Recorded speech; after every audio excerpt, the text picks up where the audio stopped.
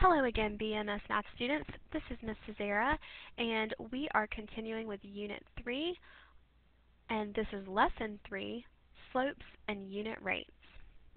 Previously, we've talked about rate, and we've talked about ratios, which are just a comparison of two things.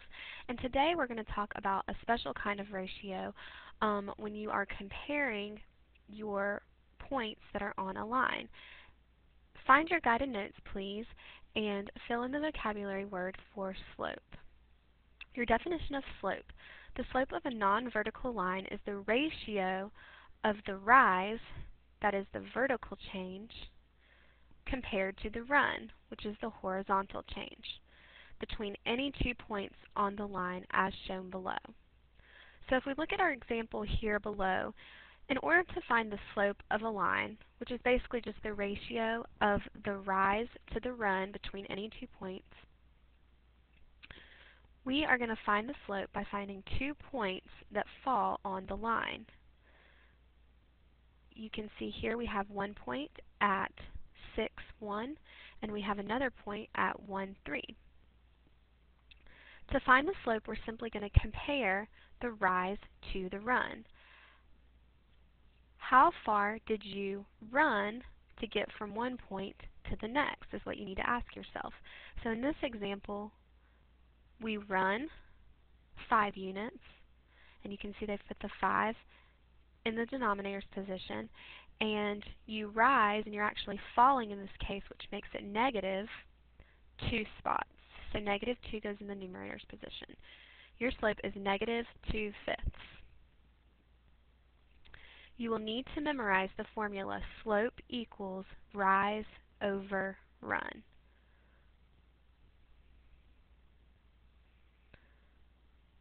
Here are some examples of lines with positive, negative, and 0 slopes. This first example, you're going to see that you have a positive slope because the graph is going in an upward position. Remember, as you read these graphs, you always read graphs left to right like you would read a sentence in a book. So as we read from left to right, we can tell that the line is going in an upward direction, which makes it a positive slope. Now, the second example, if we read it from left to right, you can see that the graph is going in a downward position, which means that it has a negative slope. And then the last one is just a horizontal line, and this has a slope of 0. Remember that our formula for slope is rise over run. So in this example, going from one point to the next, you are not rising any units. So your 0 would be in the numerator's position. Running would vary, so we'll use a variable because that's the quantity that changes. No matter what's in the denominator, 0 divided by anything is going to give you a slope of 0. So that's how you can remember that a horizontal line will always have a slope of 0. One more important thing to know, if you ever have a vertical line, this would be an example of just a vertical line, this slope is undefined. It does not exist. It has no slope. Now let's try an example of finding the slope. Remember, the slope is just a ratio. It's just comparing the rise to the run between 2 points on a line. For this first example, to find the slope, recall your formula, which is rise over run. Next, find 2 points that fall on the line. Second, find how many units do you have to rise to get to that point and run to get to that point. So we'll start with the run first because you always run and then you jump to get to a point. So this is 1, 2, 3, 4 to the right, so it's going to be a positive 4 for our run. And then our rise is 1, 2, and since we're going up, positive 2. We can simplify the slope to be 1/2. Our second example, again, you want to remember that slope equals rise over run. Find any 2 points on the line. It doesn't matter which points you pick, they just need to fall right on an intersection of an x and y point. Remember, you always want to read your graphs left to right, so we're going to start with this point farthest to the left. First, find how far do you run. 1, 2, 3. Positive 3 will go in the denominator, and then we are actually falling 3 units. If you fall, it's going to be a negative number, so negative 3 will be in the numerator. Rise over run. Negative 3 over 3 simplifies to negative 1. So negative 1 is your slope of the line. You can always go back and check yourself. This is a positive slope, and you can tell that it's from left to right. The graph is going up, positive slope. This, we had a negative answer, and it's going down, so this is a negative slope.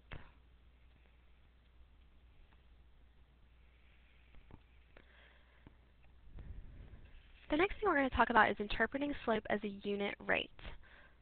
Slope as a rate. When the graph of a line represents a real-world situation, the slope of the line can often be interpreted as a rate. And we've already talked about a rate, and specifically a unit rate. Let's look at this example. The graph represents the distance traveled by a lava flow over time. To find the speed of the lava flow, find the slope of the line.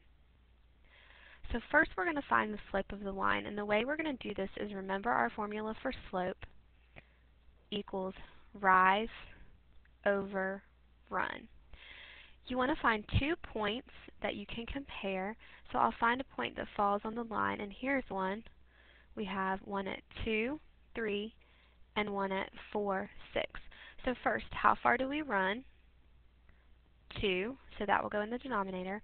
How far do we rise? 3. 3 over 2, and that is actually our slope. Now, this question wants to know the speed of the lava, so this is where we're going to interpret the unit rate. We want to find out how many meters, and if you noticed, we on the x-axis we have hours, so this is kind of like our hours, and on the y-axis we have distance, so this is like our miles. So far we've got 3 miles for every 2 hours. Now we want to find the unit rate, so we need to get our denominator in terms of 1. So I'm going to divide the top and the bottom by 2. 2 divided by 2 gives me 1. That'll give me my per hour, my unit rate. 3 divided by 2 is 1.5. So the speed of the lava flow is 1.5 miles per hour.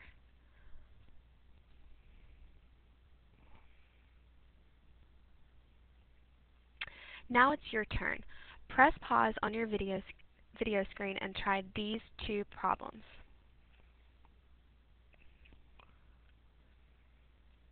Great, good job. Now check your answer. Number 1 says plot the point 3, 4, and 6, 3. Then find the slope of the line that passes through the points. So we're going to plot 3, 4 here on our graph, and 6, 3.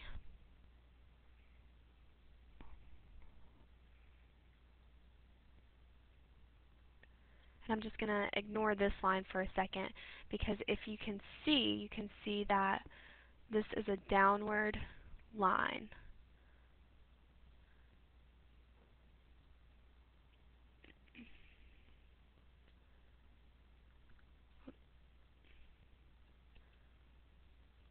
Sorry about that. Let's try that again.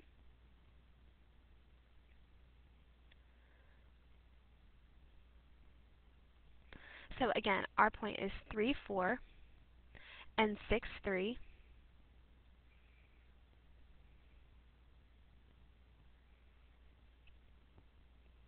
And I'll just draw the line here. It's not going to be exactly straight, but it'll give you the idea. Now I know this is going to be a negative slope because going from left to right, the line is falling. So I know my slope is going to be negative. Now, in order to find the answer, we're going to do rise over run. So how far did we have to rise to get from this point farthest to the left to this point? and we had to rise actually only one, -1, we're going down. And then we had to run 1, 2, 3. So that's your answer, -1/3. That is the slope. Now for number 2, we actually are going to use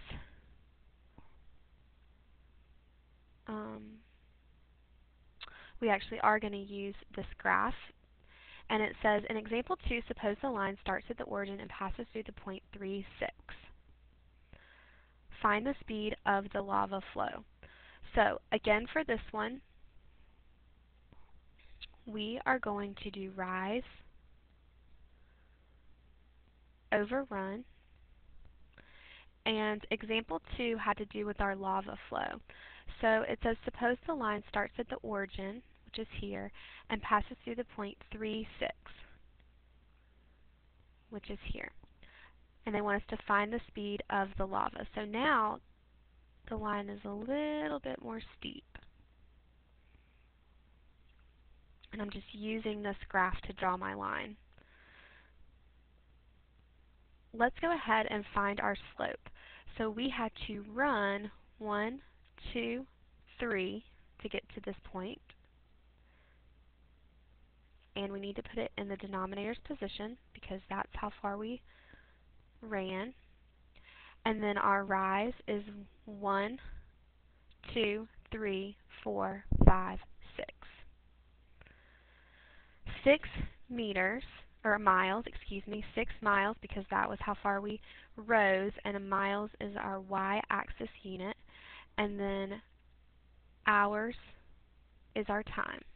Now, of course, they want to know the speed, so we want to find our unit time. So we're going to divide the top and the bottom by 3. 6 divided by 3 gives me 2 miles for every 1 hour. So the speed is 2 miles per hour. Okay, the last thing we're going to look at is using slope to draw a line. Sometimes they're going to give you the slope and a line, and you are going to have to graph the point and draw the line that represents that slope. So here are your steps. Let's try one together. First, you're going to plot 2, 5. So run 2, jump 5, and plot the point. Next, we're going to write the slope as a fraction. Remember, slope is rise over run. Now, rising, you're going to be rising on your y-axis, and you're going to be running on your x-axis. So you can use that to help you know what directions. Our slope is -3. So -3 over 1 is the same as -3. What this means is we are going to move 1 unit to the right, and we're going to move 3 units down to plot the second point. So simply put your pencil on this point. We are going to, I'll start with run. We're going to run 1 unit, and then we're going to rise. We're actually going to fall because it's negative. 1, 2, 3, and that's your new point. And you can even do it a second time just so you have 3 points. So we will run 1 and fall 1, 2, 3. And then we will draw our line. And that is how you draw a line given the slope and a point on the line. Now it's your turn. Try this problem. Press pause on your video screen and then check your answer.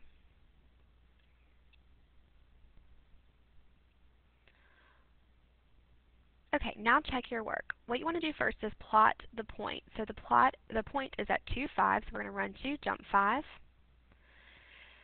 And it has a slope of 1 over 3. And I always like to write my slope as rise over run just to remind me that this number in the numerator is telling me how far to go up or down, and the number in the denominator tells me how far to go left and right on the x-axis. So our slope is 1/3. This means we're going to run 3 units and we're going to rise 1 unit.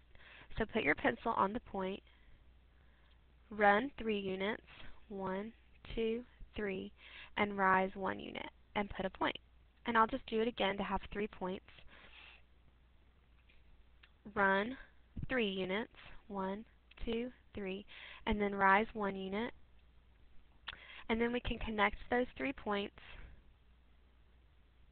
and that is your line with a slope of 1/3. Good job today, guys. See you next time.